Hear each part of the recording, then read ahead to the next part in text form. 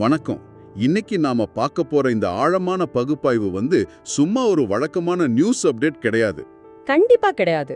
நிறைய தரவுகள், கட்டுரைகள் இதெல்லாத்தையும் ஒருங்கிணைத்து உருவாக்கப்பட்ட ஒரு ஸ்பெஷலான டீப் டைவ் இது. ஆமா, இப்போ நீங்க கேட்டுட்டு இருக்கிற நம்ம கேட்பாளர்கள் ஒவ்வொருத்தரையும் நான் நேரடியா தான் கேட்கறேன். ஒரு ஓட்டப்பந்தயத்தை கொஞ்சம் கற்பனை பண்ணிக்கோங்க. 4 பேர் நிக்கிறாங்க. அதுல ஒருத்தர் அதிநவீன ஸ்போர்ட்ஸ் கார்ல உட்கார்ந்துருக்காரு, இன்னொருத்தர் சாதாரண சைக்கிள்ல இருக்கிறாரு. சரி. மீதி 2 பேர் வெறும் காலோட ஓட தயாரா நிக்கிறாங்க. இப்போ நடுவர் விசில ஊதிட்டு இது ஒரு சமமான போட்டி அப்படின்னு சொல்றாரு. கேட்கவே ரொம்ப வேடிக்கையா இருக்குல்ல? ரொம்பவே வேடிக்கையா இருக்கு. ஆனா யதார்த்தம் இதுதான். கரெக்ட். நம்ம முன்னாடி குவித்து வைக்கப்பட்டிருக்கிற பல கள ஆய்வு அறிக்கைகள், அரசியல் விமர்சகர்களோட கட்டுரைகள், அப்புறம் டேட்டா இதெல்லாம் எடுத்து பார்த்தா 2026 தமிழக சட்டசபை தேர்தலோட அந்த 4 முனை போட்டி அப்படிங்கிற பிம்பம் கிட்டத்தட்ட இப்படிதான் இருக்கு. உண்மைதான். இப்போ இந்த சோர்சஸ் எல்லாத்தையும் ஒருங்கிணைத்து யார் நிஜமாவே கார்ல இருக்கா, யார் நடந்து போறா, இந்த 4 முனைகளோட உண்மையான பலம் என்னன்னு நம்ம ரொம்ப ஆழமா அலச போறோம். ஆனா உள்ள போறதுக்கு முன்னாடி ஒரு விஷயத்தை நம்ம ரொம்ப தெளிவா சொல்லிடுவோம். ஆமா, அதாவது இதுல எந்த ஒரு அரசியல் கட்சிக்கோ ஆதரவாகவோ இல்ல எதிராகவோ நம்ம பேச போறதில்ல. இடதுசாரி வலதுசாரிங்கிற எந்த பாகுபாடும் நமக்கு கிடையாது. எக்ஸாக்ட்லி. நம்ம கையில இருக்கிற இந்த ஆதாரங்கள் என்ன சொல்லுது, அதை ஒரு சாதாரண வாக்காளரோட பார்வையிலிருந்து எப்படி புரிஞ்சுக்கலாம் அப்படிங்கறத மட்டும்தான் நம்ம பார்க்க போறோம். கண்டிப்பா. எந்த சார்பும் இல்லாம நடுநிலையோட இந்த டேட்டாவை நம்ம அப்ரோச் பண்ணலாம். சரி, நேரா விஷயத்துக்கு வருவோம். இந்த 4 முறை போட்டி நடக்கும் களம் சமமானதா அப்படிங்கிற அடிப்படை கேள்வியிலிருந்து ஆரம்பிக்கலாமா? தாராளமா ஆரம்பிக்கலாம். ஏன்னா நம்ம சோர்சஸ்ல இருக்கிற ஃபீல்ட் ரிப்போர்ட்ஸ் படி பார்த்தா இந்த 4 முனைகளும் சமமானவே கிடையவே கிடையாது. அதாவது ஒரு பக்கம் பெரிய கூட்டணிகள், மறுபக்கம் தனித்து நிற்கும் கட்சிகள், அப்படிதானே? ஆமா, ஒரு பக்கம் மழைக்க வைக்கும் பண பலம், மறுபக்கம் தொண்டர்களோட உழைப்பு மட்டும்தான் இருக்கு. இன்னைக்கு ஜனநாயகம் பணம் இருந்தால்தான் அரசியல் அப்படிங்கிற நிலைக்கு மாறிடுச்சுன்னு ரிப்போர்ட் சொல்லுது. அப்போ தேர்தல் அப்படிங்கிறது வாக்காளர்களுக்கானதா இல்லாம அரசியல் கட்சிகளுக்கான ஒரு திருவிழாவா மாறிடுச்சுன்னு சொல்றீங்களா?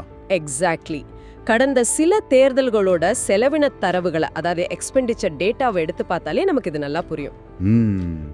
எலெக்ஷன் கமிஷன் வரையறுத்திருக்கிற செலவை தாண்டி ஒரு தொகுதியில ஜெயிக்க பல கோடிகள் தேவைப்படுதுன்னு இந்த ரிப்போர்ட்ஸ் ரொம்ப வெளிப்படையா சுட்டிக்காட்டுது. இது ஒரு முக்கியமான கேள்வியை எழுப்புது. இந்த சமமற்ற நிலை எப்படி ஒரு மாயான அரசியல் பிம்பத்தை உருவாக்குது? இது சாதாரண வாக்காளர்களை எப்படி பாதிக்குது? அதாவது இந்த மிகப்பெரிய கூட்டணிகள் தங்களிடம் உள்ள பணபலத்தை வச்சு ஊடகங்கள்ல இருந்து சோஷியல் மீடியா வரைக்கும் தங்களுக்கு சாதகமான ஒரு பிரம்மாண்டமான பிம்பத்தை ஈஸியா கட்டமைக்கிறாங்க.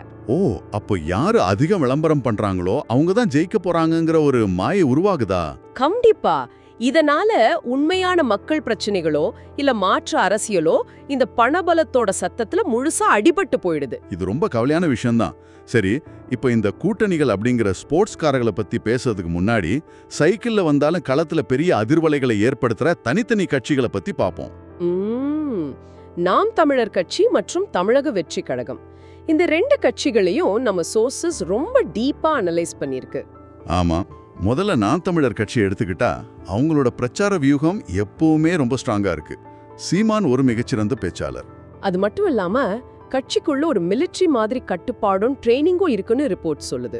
ஆனா அந்த ஆய்வு கட்டுரைகள் முன்வைக்கிற ஒரு பெரிய விமர்சனம் என்னன்னா, அவங்க சில முக்கியமான பிரச்சனைகளை கையில் எடுத்தாலும் ஒரு தெளிவான கவர்னன்ஸ் ப்ளூ பிரிண்ட் அவங்க கிட்ட இல்லைங்கிறது தான். கரெக்ட். ஒரு விஷயத்தை தீவிரமா எதிர்ப்பது வேறு, ஆனா அதுக்கு நடைமுறைக்கான மாற்று திட்டம் என்னன்னு சொல்றது வேறு இல்லையா? எக்ஸாக்ட்லி. ஒரு நடுத்தர வர்க்க வாக்காளர் என்ன யோசிப்பார்? நீங்க ஆட்சிக்கு வந்தா என்னோட பையனுக்கு வேலை கிடைக்குமா, தொழில் முதலீடுகளை எப்படி கொண்டு வருவீங்க, இதெல்லாம் கேட்பார்ல? கண்டிப்பா கேட்பார். அந்த மாதிரி கேள்விகளுக்கு வெறும் உணர்ச்சிகரமான பேச்சுகள் மட்டுமே பதிலா இருக்க முடியாது. அவங்களோட ஒட்டுமொத்த அணுகுமுறையில ஒரு நிலைத்தன்மை இல்லைன்னு டேட்டா சொல்லுது.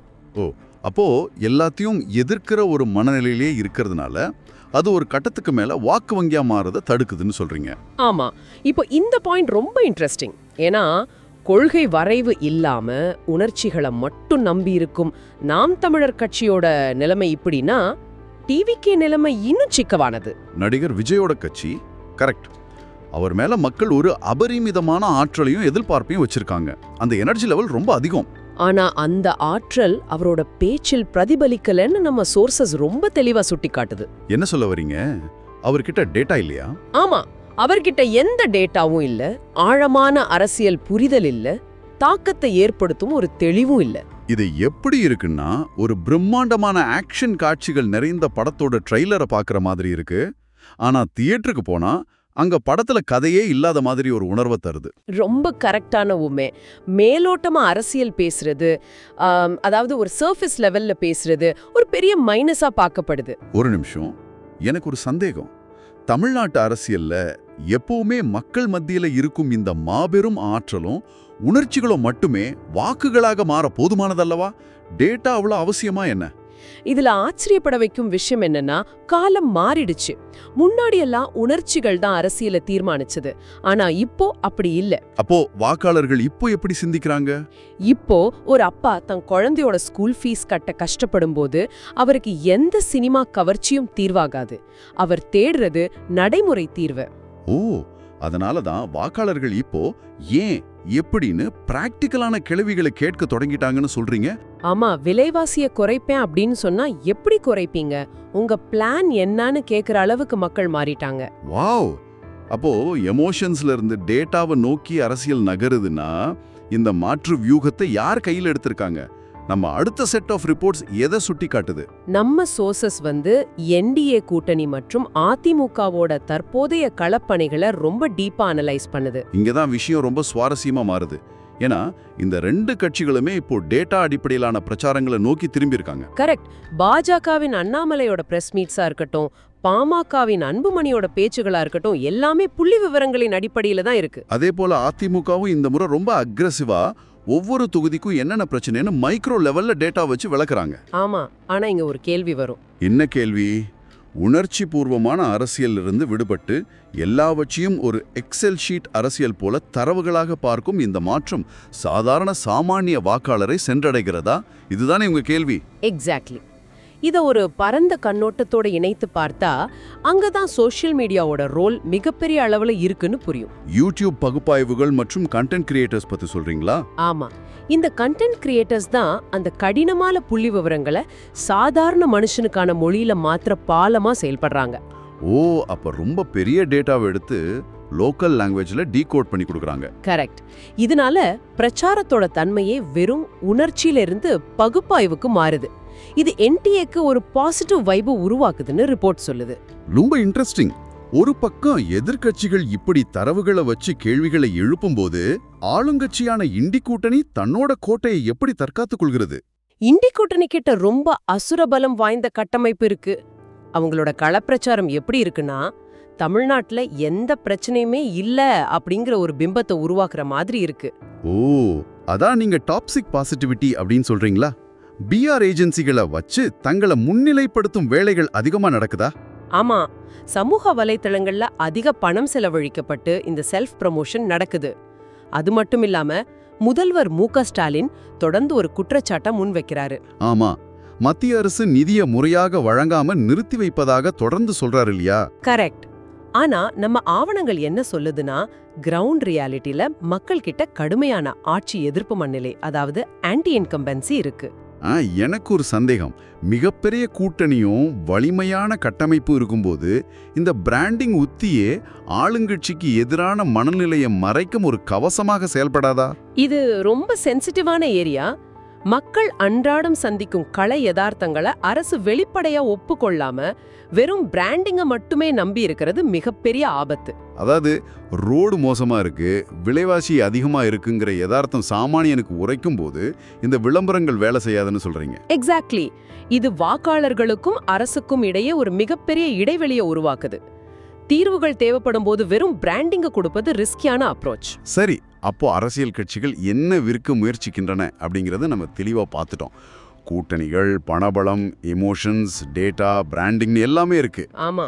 இப்போ 2026ல வாக்காளர் எதை வாங்க தயாராக இருக்கிறார் அப்படிங்கிற இறுதி மட்டும் மிக முக்கியமான கேள்விக்கு நம்ம வந்துட்டோம். நம்ம கையில இருக்கிற எல்லா ரிப்போர்ட்ஸையும் ஒருங்கிணைத்து பார்த்தா ஒரு வாக்காளராக மக்களுக்கு தேவையானது ரொம்ப தெளிவா தெரியுது. அப்படி என்றால் இதற்கெல்லாம் என்ன அர்த்தம்? வாக்குச்சாவடிக்கு சென்று பட்டனை அழுத்த போகும் நம்மை போன்ற கேட்பாளர்களுக்கு இந்த 4 முனை போட்டியின் இறுதிச் செய்தி என்ன? வாக்காளர்கள் இப்போ ரொம்பவே மெச்சூர் ஆகிட்டாங்க. அவங்க எதிர்மறை அரசியலையோ இல்ல மக்களை பிளவுபடுத்துவதையோ இப்போ விரும்பல. ம், அவங்க எதிர்பார்க்கறது என்னன்னா, தொகுதி பிரச்சனைகளுக்கான தீர்வு, மாநில பிரச்சனைகள் மீதான கவனம் மற்றும் தேசிய அளவிலான பங்கு, இதையெல்லாம் உள்ளடக்கி தெளிவான தரவுகளுடன் ஆக்கப்பூர்வமா பேசணும். அதாவது டேட்டா மற்றும் டெவலப்மெண்ட் சார்ந்த அரசியலையே மக்கள் எதிர்பார்க்கறாங்க. கரெக்டா? 100% கரெக்ட். இதுதான் நம்ம ரிப்போர்ட் சொல்ற இறுதிச் செய்தி. ரொம்ப அருமையான அலசல். இன்னைக்கு நாம ஆதாரங்களிலிருந்து கத்துக்கிட்ட விஷயங்களை ஒரு விரைவான தொகுப்பா பார்த்துடலாம். கண்டிப்பா. சமமற்ற தேர்தல் களம், உணர்ச்சிகளை மட்டுமே நம்பியிருக்கும் தனித்த கட்சிகள், தரவுகளை ஆயுதமாக்கும் எதிர்க்கட்சிகள் மற்றும் பிராண்டிங்கை நம்பியிருக்கும் ஆளுங்கட்சி, இதுதான் இந்த 4 முனைகளின் யதார்த்த நிலை. ஆமா. மீண்டும் ஒரு முறை நாம தெளிவுபடுத்திக்கலாம். நாம இங்கே எந்த முடிவையும் திணிக்கல. இவை அனைத்தும் நம்மிடம் உள்ள தரவுகளின் அடிப்படையிலான அலசல் மட்டுமே. கண்டிப்பா. இப்போ நாம இறுதி பகுதிக்கு வந்துட்டோம்.